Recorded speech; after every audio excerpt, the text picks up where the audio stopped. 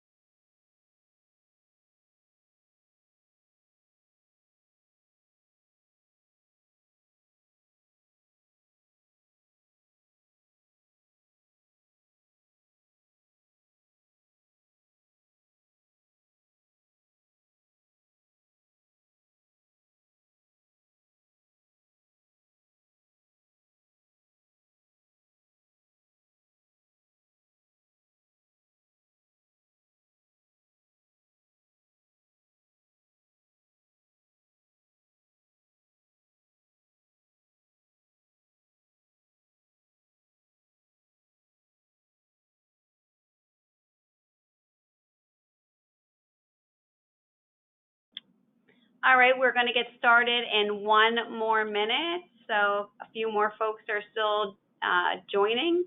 So I will be back to you in 1 short minute.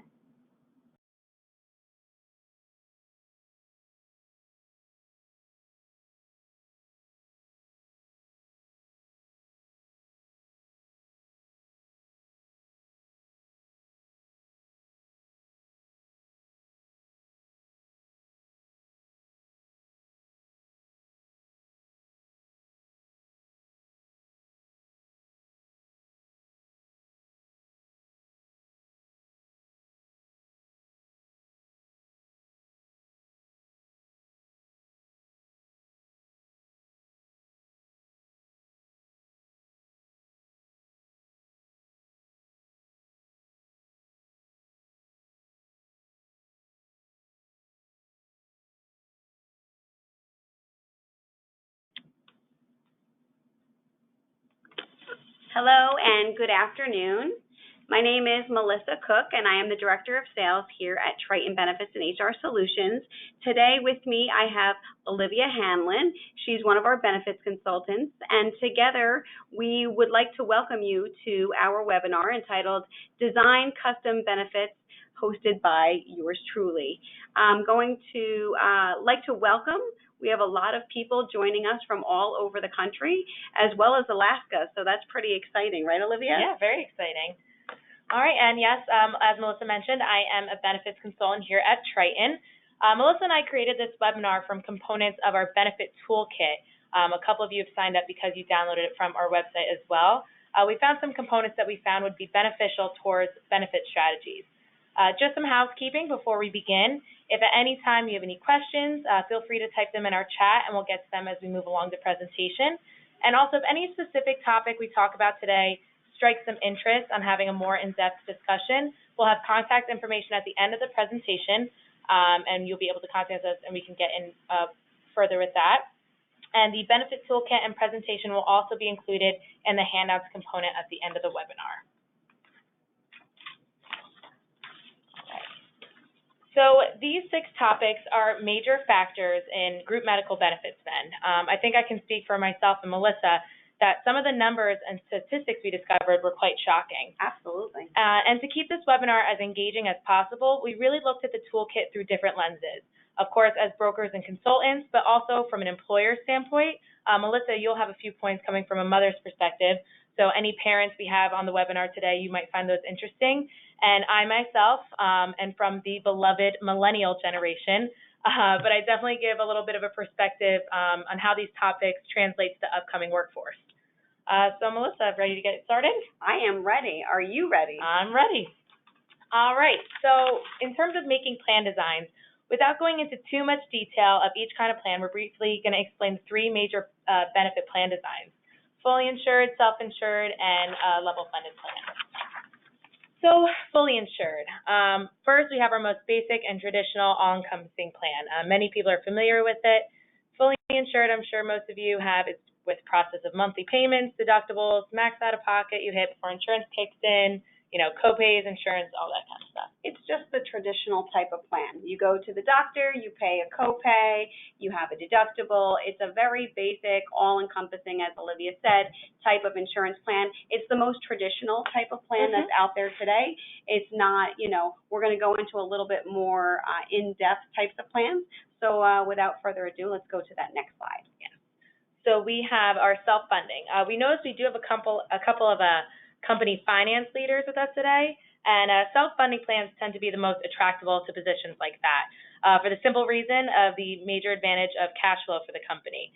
Benefits tend to be a costly requirement for companies, and they put a lot of money towards it every year and, frankly, never see it again. To be honest with you, I think that, company benefit spend is actually second to salaries for a company. So to them, it's a very big decision, and finding the right type of plan for the company's culture is always key. That's what I find. Of course. And, with self-funding, the employer assumes all or portion of the risk for health benefits. You also have an aggregate stop loss, which protects you from, eligible claims if that entire group exceeds that.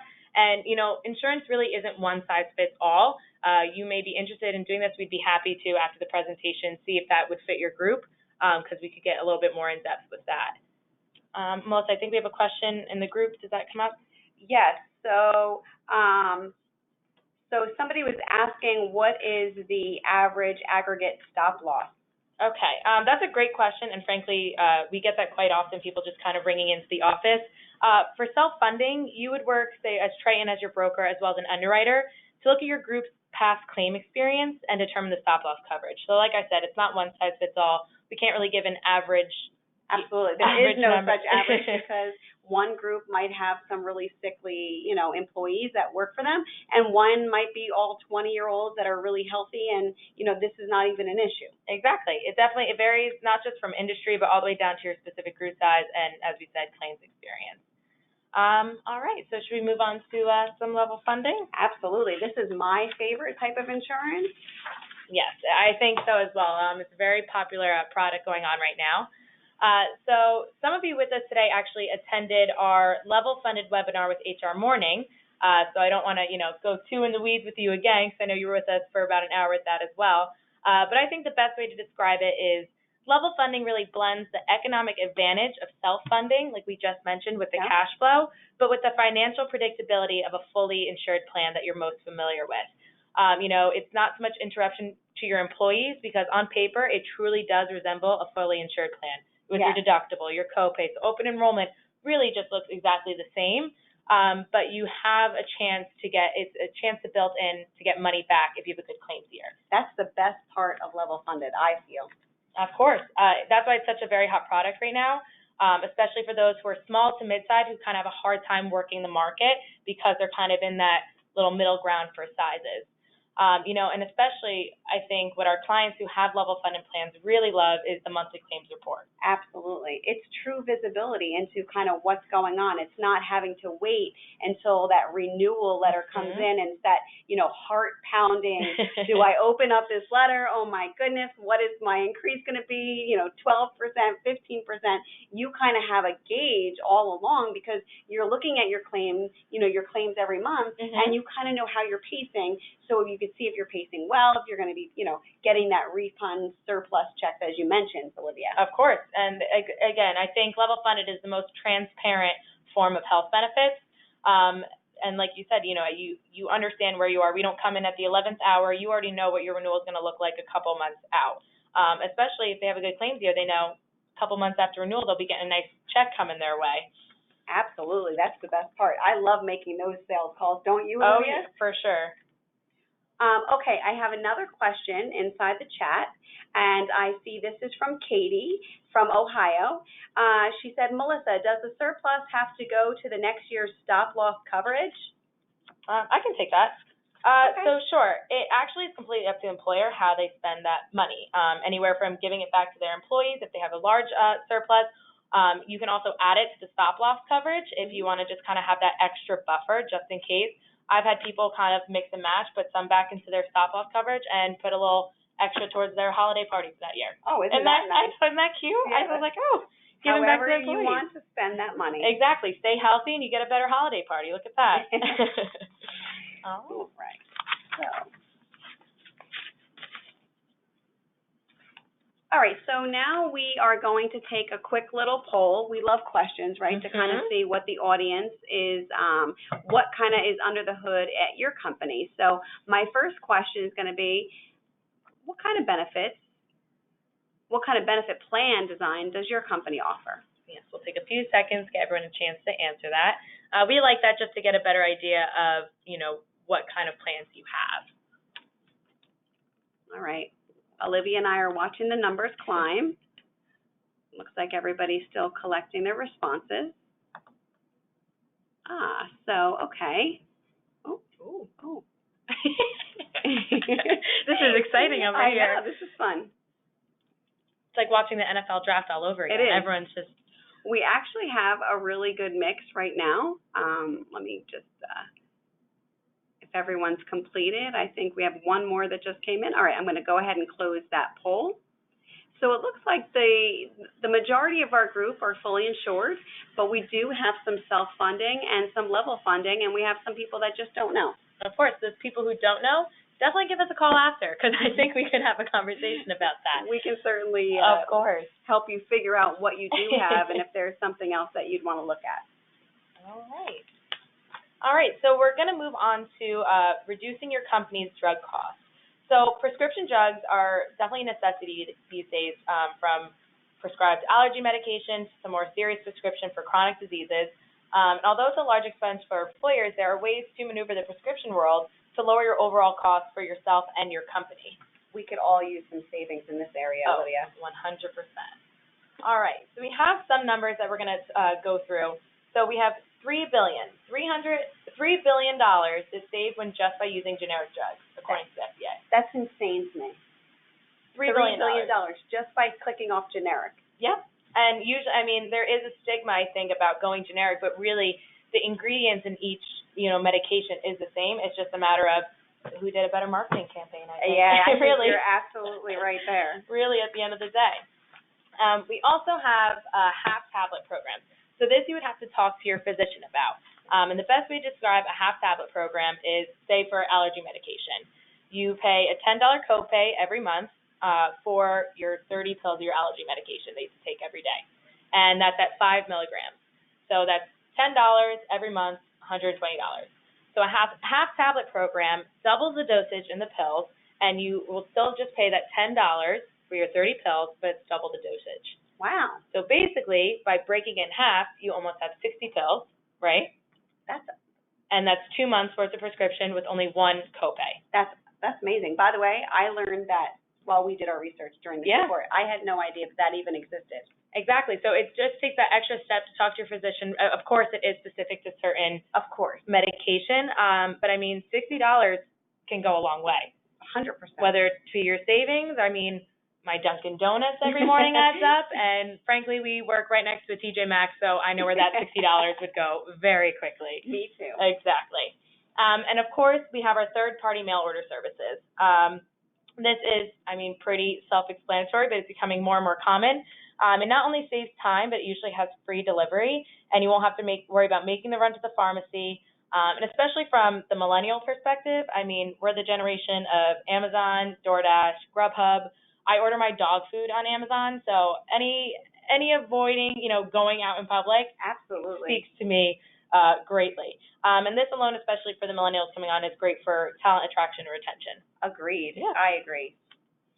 And then we also, of course, have the 3-tier sharing program. So these are based on tiers, so it's predetermined copay that employee is responsible to pay, and you can see where your medication is on each tier, and you can speak to your physician if you see that it's on tier 3. Oh, well, is there an option for me to go down to a tier 2 option, or even just tier 1? And most people don't realize that when the doctor prescribes that medicine, Mhm. hey, they didn't realize that that was a tier 3 drug, which is going to cost them an astronomical amount of money. And sometimes it just takes having a conversation with the doctor. Hey, do you think that you could, give me something similar but in a tier 1 drug so I can save some money? Of course. All right. So we're also going to go into a little bit of specialty drugs. Specialty drugs tend to be extremely expensive because they treat complex conditions such as cancer, hemophilia, and MS. These high price tags, not only come from the drug itself, but administration of the medicine, such as injection and infusion. It all adds on top of the cost. So there are ways to actually mitigate, unfortunately, if you do have to take, or someone in your family has to take these medications, there are programs that use generic versions, and doctors will be able to guide this process along as well. I think it comes, like we said before, that there's a stigma against it not being as effective, when in reality, the ingredients really are just the same. Yeah.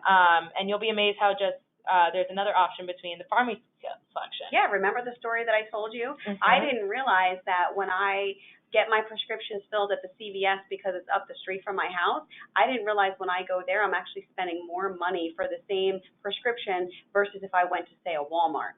Mm-hmm. It's all about empowering people to realize, hey, did you know that you can get that same exact prescription for a cheaper amount of money just by simply going to a different pharmacy solution? Again, and I mean, those $5, those $10, really add up, especially, when it comes to just picking a different pharmacy versus, convenience over cost. And I've just realized that, saving on my health prescription, I think, has funded my shopping habit. I think that's the real conclusion I've come to our research. I think that's a great conclusion, actually. If only, retail therapy was covered by my health insurance, but then I'd really be out of control.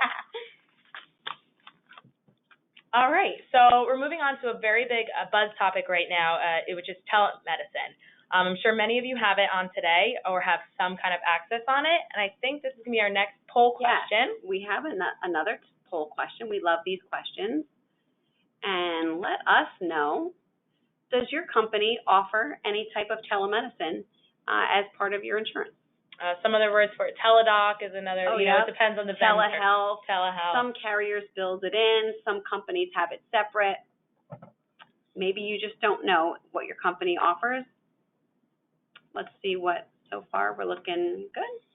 We'll just wait another minute or two until everybody's responses come in. And thank you, everybody, for participating in these fun poll questions. Yeah, it is fun. I think it makes it a little bit more interactive. Okay. All right. Must have been right down the middle. Almost. Right down the middle. So we got about half of. Wait, changed again. All right. So a little bit more than half of you said yes, that your company does have a telemedicine presence, and about 40% of you said no, that you don't, and a little portion of you guys said you don't know. So I could see within the next couple of years those numbers changing drastically because this has become just so popular. I agree. Let's see. Oh, sorry. No, we're good. All right. So some advantages to the telemedicine. So cost saving alone. I mean, saving money for routine and specialist care because you don't have to go to travel expenses. You don't have to take off work.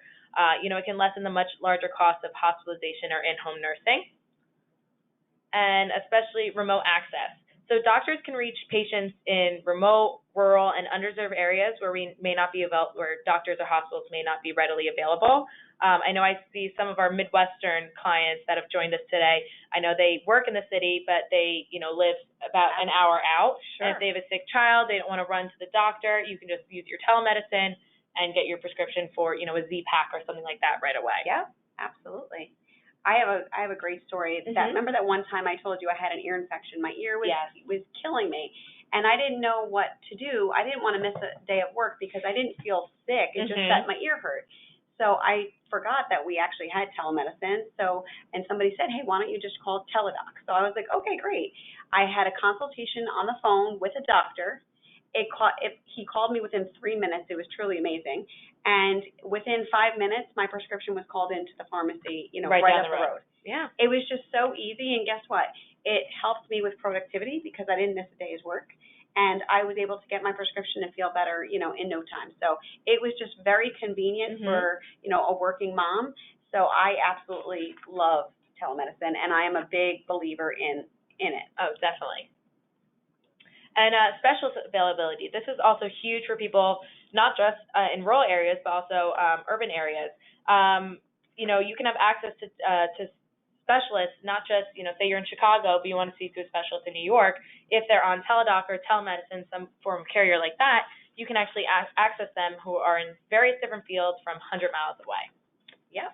And one thing I just want to make sure that everyone is aware is that we don't use telemedicine if you're having heart pain, if you feel like you're having a heart attack. This is certainly not the avenue that you want to go down to seek medical advice. Of course. You want to go either call 911 or go to the hospital. This is for your very simple types of things. You have the flu. I know our CEO, his daughter was away in college, and she had the flu, and he felt helpless here, gave her telemedicine, and the prescription was delivered right to her dorm. So she didn't even miss a beat, and it was great. It was peace of mind for him as well. So just these are for the small types of blips, nothing major. Exactly. And, I think especially right now, like say you had the earache and you took the time off to go to the doctor, it is flu season right now. So you could be going in with an earache and be coming out with the flu because some sick little kid was sitting next to you in the waiting room. And absolutely not. So the convenience alone is just huge. Absolutely. All right, so we're going to go a little bit into client services through Triton that really benefit our clients in terms of, health spending and just really being smart shoppers for your benefits. Yeah. So some examples, we have really started to take the hassle of our clients' HR team. Just as you have in your wallet, you have your AAA card and your insurance card. Triton clients receive a card with our client service team's number on it and online contact info. Okay. So whether it be a claims problem or you're not sure if a certain doctor is in network or out of network, our client service team will be there for help you. And, especially in terms of insurance, avoiding, calling your carrier's 1-800 number, then clicking pound, then clicking 4. Do you want to speak to someone in English? And then you're screaming into the phone because they don't understand, the robot doesn't understand you properly. You completely avoid that, and you can just talk to our client service team who are all they're wonderful as well. Yeah, and we also here insert Triton plug, right, Olivia? So we do a lot of advocacy for our clients too. So if there is a claim that you're having trouble getting paid by the carrier, that's where our team kind of really comes in to kind of help you with that claim advocacy. That's a huge one. Our clients really do absolutely love that. Yeah. So some other supplemental services, a lot of large carriers have, on top of telemedicine, have these. You can see right there, 70% of doctors' office visits and 66% of ER visits are unnecessary. That's crazy. Crazy. So using that telemedicine really, avoids you wasting your time as well as wasting, the hospital time, ER for real big emergencies. Sure. I mean, as someone, my mother was a nurse, and for most of her career, she worked in an ER, and I'm sure her percentage of unnecessary ER visits that she saw was probably a lot higher than 66. Emergency rooms are very expensive, so having these supplemental tools to educate your employees on when you should be, again, if you're having heart pains, please call 911, but for a lot of things, you don't have to go to an emergency room. Go to an urgent care. My baby has a 102 fever. Do I go to the pediatrician or do I take her to an urgent care? And that nurse will, give you peace of mind. Maybe go to the urgent care as opposed to going to the hospital where, Yes, and it is different between telemedicine because these are nurses, but they cannot prescribe any medication, but they're kind of your personal liaison in your back pocket, when you're really not sure what you should do. And honestly, they'll probably guide you in the best cost-saving solution as well. I agree. All right, so we're going to go into, I think, probably one of our major topics that we, through our research discovered is how important wellness is. We're really going to dive into work-related stress, how it affects employees' mental well-being and its correlation with three major chronic diseases.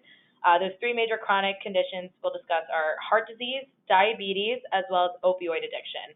And Melissa and I think we were both surprised to see it as categorized, right, as one of the top three. Yeah, honestly, when you said chronic conditions, I definitely didn't think that these would be the three that were in the category, and I think our friends on the phone are going to feel the same way. Of course. So just some major numbers that stuck out to us. So 33 million Americans live with at least one chronic condition. And just to mention, those 133 million are just the people who have been diagnosed with at least one condition. This does not include the people who are unaware they even have one. And we'll get into just how common that is further on. I can't wait. All right. And 86% of the nation's healthcare costs goes to chronic conditions.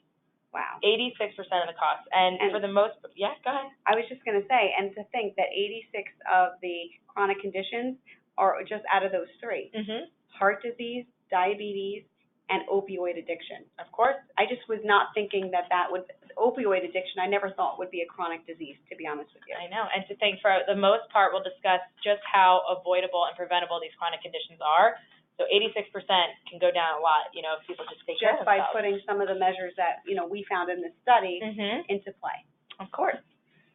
So you might be thinking, okay, what does, mental health really have to do with group benefits? And honestly, a lot. Most underwriting that goes on has to do with your actual employee's health, especially depending on state. And stress is strongly correlated with chronic conditions. So the next following slides will have some numbers that shocked us, and I'm sure they'll shock you just the same. So finding ways to eliminate stress as much as possible in the workplace can actually have a massive effect on your overall health benefit spend. Okay. All right, so you can just see here, like, organizations with highly engaged employees outperform competition in their earnings by 147%. So you have happy, healthy employees, your company will probably end up, it's going to make them more successful in the end. Excellent. All right.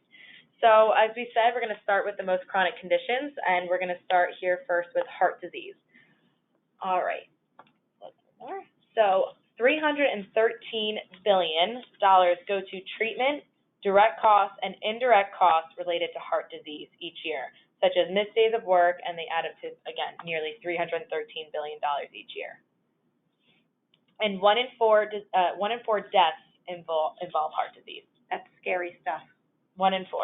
Yeah. I mean, you can walk around your office today, just that statistic and just counting alone. 4 people. Wow, 1 of 4 of us. That's kind of sick. It's very frightening. And so, according to the Mayo Clinic, atherosclerosis, which is the most common cause of heart disease, is caused by correctable problems, such as an unhealthy diet, lack of exercise, being overweight, and smoking. So meaning the number 1 cause of heart disease is preventable. Amazing. And again, I mean, how many people was it again? It's just 3 billion people, 1 in 4. It's just, I don't know about you. I need to go to the gym. I know, my Apple Watch is telling me to get up as we're sitting here. So the major effects of heart disease, again, to tie it back into the workplace, include just absence from work from either doctor's visits or being frequently ill, poor performance from being lethargic or, just overall unwell, to, again, unfortunately, premature death. So scary. It's very scary. And now we're moving on to diabetes. All right. So 30 million people are reported in the U.S. that have diabetes. Wow. 30 million people.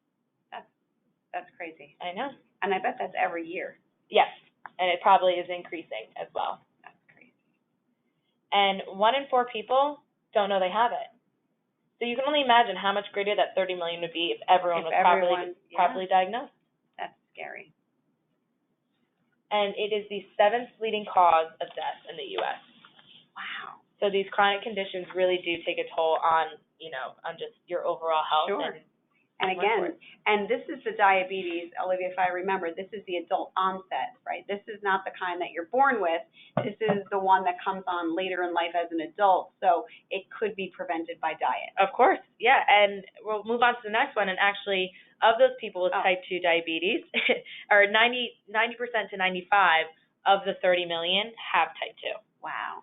And that is what is preventable. So you'll often hear it as type 2 or adult onset. Just 90% of 30 million. I don't have a calculator to do that math on the top of my head, but yes, I'm going to assure you of that. Very big number.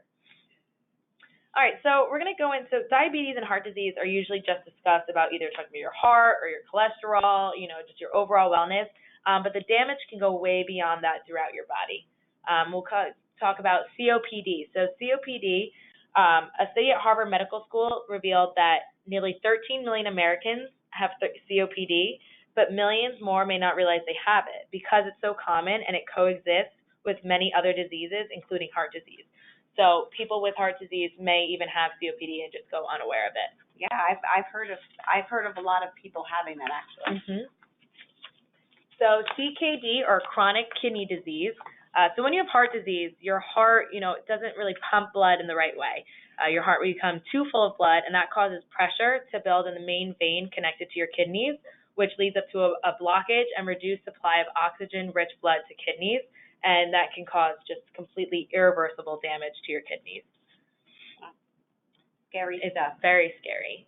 And gastroparesis. So although many go undiagnosed, this is also from the Mayo Clinic, it's common with diabetes because it blocks all your arteries, just the regular flow of your body, and it actually causes food to remain in the stomach for a longer period of time than average.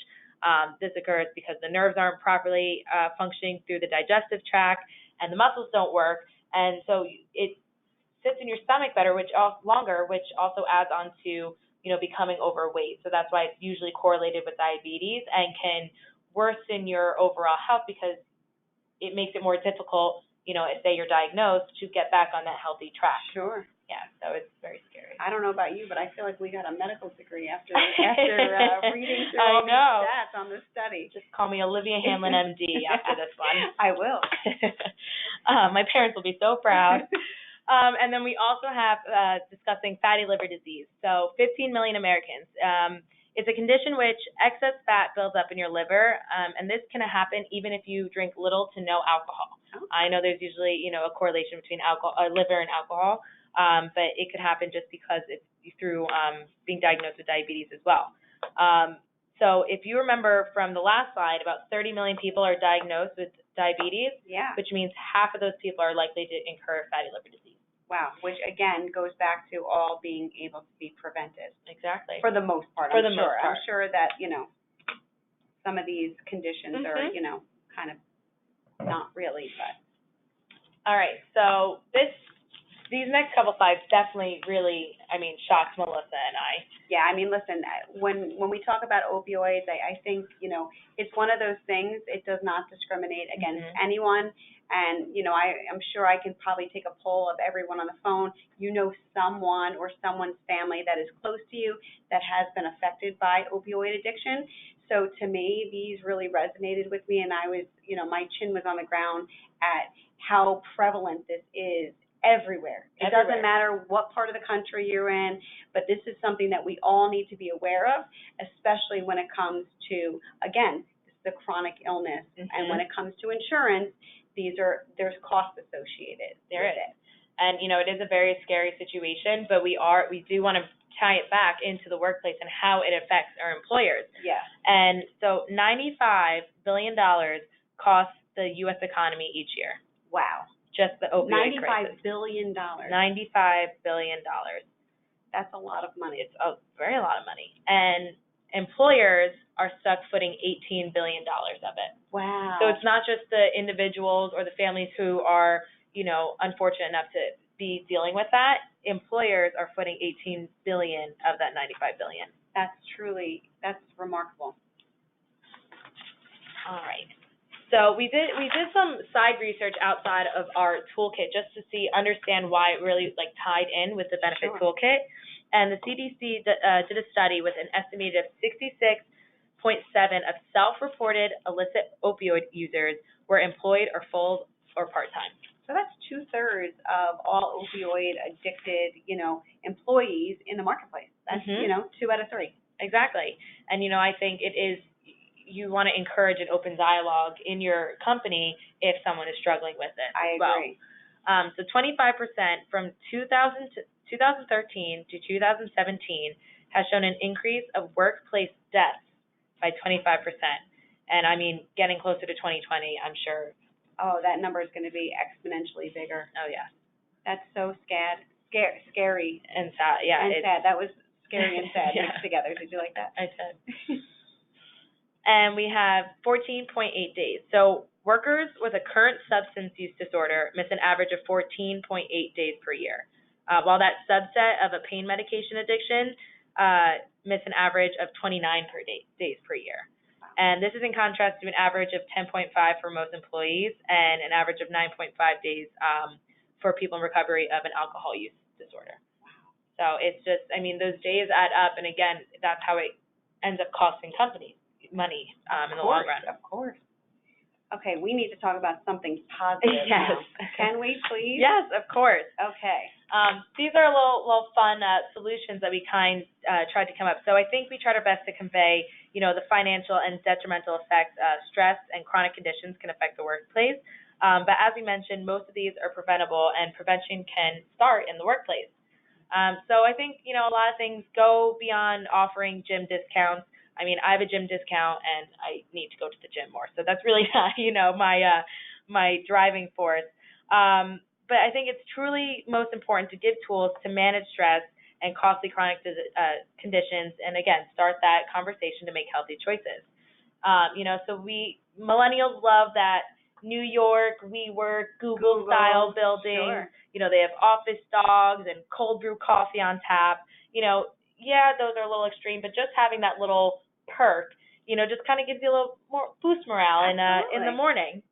And, listen, we understand we all can't be Google and have beanbag chairs and ping pong tables. And bring your dog to work. But some of these may not be realistic, but some small changes can, really overall alleviate stress and encourage health beyond a discount gym membership. I love it.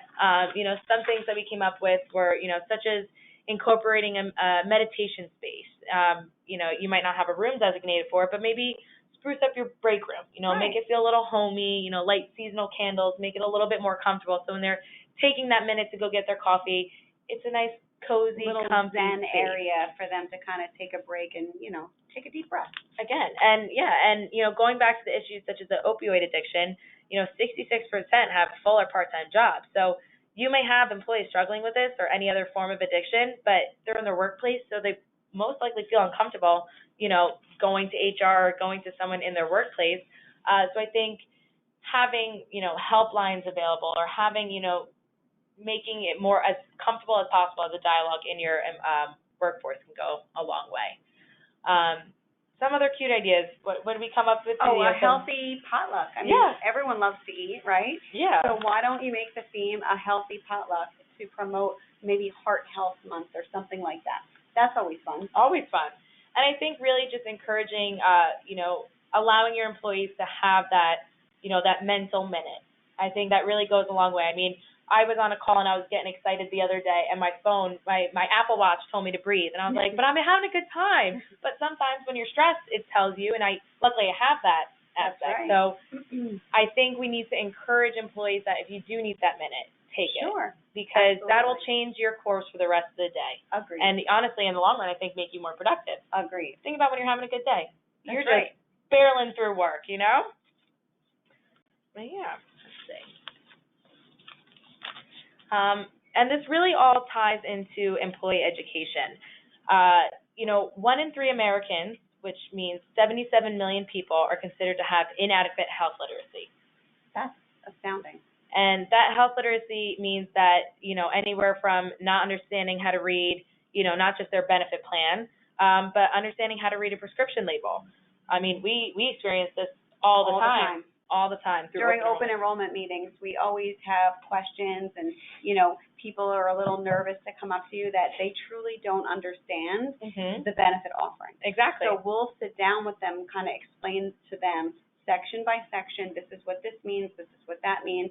But so many employees, they might just pick the most basic plan because they just don't understand exactly. They want the cheapest option, but they don't truly understand what's entailed in that. Exactly. And, just picking the cheapest option doesn't mean that they know how to use that cheapest option. That's right. And that's where the costs really come in.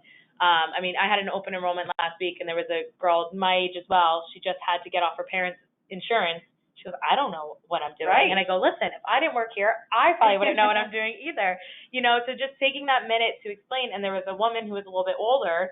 She kind of joined in the conversation because I think, like you said, people might feel, a little uneasy admitting they don't understand it. Agreed. Let's see. And a lot of it, really goes into how our client service team really is there to help you along. Yeah. As we said, 77 million people are inadequate in health literacy. So that means that their less understanding of their benefits mean that they use higher utilization, like we said earlier, going to the emergency room versus in urgent care. And those costs, those simple just picking A versus B, can add up to almost $106 billion to $238 billion a year. That's some large numbers. It's funny because before I got into health insurance, I didn't realize that there was such a big difference between going to the emergency room or going to an urgent care. Mm-hmm. But now that I know, I feel like I need to tell everybody I meet, hey, did you know you shouldn't go to the emergency room? If it can be prevented, there's such a cheaper route for you. And by the way, that's going to help your company out too in the long run. Oh yes, especially for those who are on level funded plans or are considering that. Yeah. That makes their claims experience. You'll know each month how your employees are using your benefits, and that's kind of up to using Triton to be there for not just open enrollment, but throughout the year to have that guidance so that your employees know how to use your benefits. That's right. It's all about taking that data and then putting it into action. So if we find that, or any broker for that matter should be doing, if they find that your utilization of the ER is really high, then maybe it signifies to us, hey, you know what, we need to do an education seminar for your employees on what's an urgent care, how to find the closest urgent care, and hey, did you know that it's going to cost you a lot less to go there, but you'll get the same exact care. Exactly. And I mean, I think this kind of comes down to, especially our HR people on here, your employees the best. That's what gets them engaged. You know what memos they ignore. 100%. And I know we just talked about eating healthy, but sometimes free donuts in the break rooms, that'll get them to come learn about their health benefits. And cookies too. They love cookies. Oh yes, exactly. You can get creative, and we can, you can talk to your broker, you can talk to us, and we can find some creative solutions to works within your company culture. Absolutely. All right. So we have one last and final poll question for you. That concludes, though, our webinar, right? Except for this last question. And that is basically, do you think your company could use a evaluation from Olivia or myself or some member of our team? We're happy to take a look at what you guys are currently offering, make any suggestions. If you wanted to go out and look at a level funded plan versus a self-funded, just kind of put your toe out there to see. Or find out what you actually have. That's right. That too. Absolutely. And we really can't thank you enough for joining us today. We hope you enjoyed, took something from this, and help you reflect not just on how you spend, but your own company culture, budgetary strategies, and just, really how important your health benefit package is.